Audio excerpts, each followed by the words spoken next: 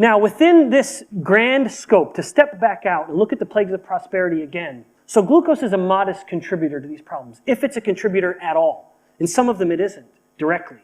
But what is directly contributing is the high insulin. It is no surprise then that if our therapy is based on increasing insulin, we're killing them faster. We're killing people. Let's go back to the base cause. If hyperinsulinemia is the primary cause, then lowering insulin needs to be the solution. And we do that through the food we eat. And that's all a matter of managing macronutrients. This is the way people eat around the world. These are the macronutrients. This is what happens when a person eats pure fat. This is what happens when they eat pure protein. And this is what happens when they eat pure carbohydrate, or in the form of glucose. This is a direct reproduction of data, mind you.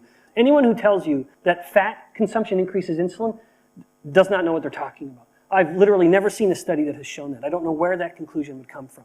I've done some of these studies myself and will be publishing some. And again, this is what it would look like in a different view. It may seem like I'm just declaring war on carbohydrates, and I'm not. The type of carbohydrate matters enormously, of course. But this is part of what plays into the justification on one side or another, whether the person knows it or not.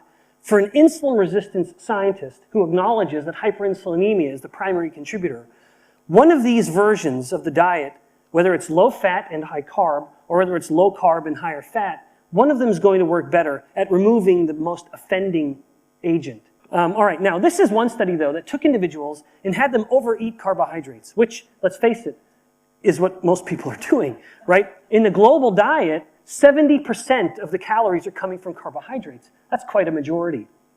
So this is what happened over 7 days in a fasted state. I'm already showing you the glucose levels.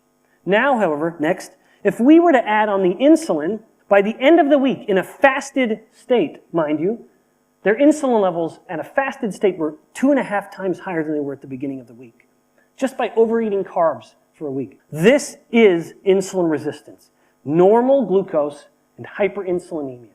Now, this is how, when we eat these macronutrients, there is a corresponding blood molecule. With fat, triglycerides would be the blood marker. Amino acids would be the blood marker of protein. And then lastly, glucose is the blood marker of carbohydrate.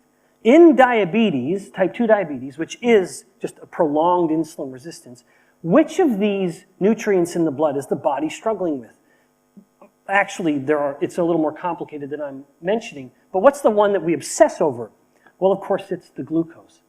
And no surprise, that's the thing we're eating the most of.